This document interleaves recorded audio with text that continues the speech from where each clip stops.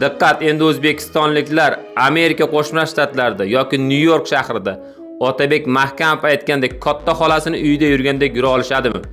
Gap nima haqida ketmoqda? AQShning Nyu-York shahriga tarixda birinchi bor musulmon odam mer bo'lib saylandi.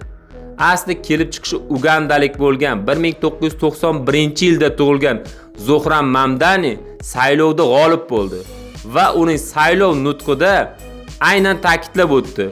O'zbeklarga va o'zbek hamshiralariga mana bu saylovda g'alabam uchun minnatdorchilik bildirib o'taman deb aytdi. Va uning yana bitta siyosiy nutqi ham bor. U aytadiki, agar Nyu-York shahriga Isroil rahbari Benyamin Netanyahu keladigan bo'lsa, men uni darhol hibsga olishga buyruq beraman deb. Sizni fikringiz qanday? Nima uchun u o'zbeklarni maqtab o'tdi?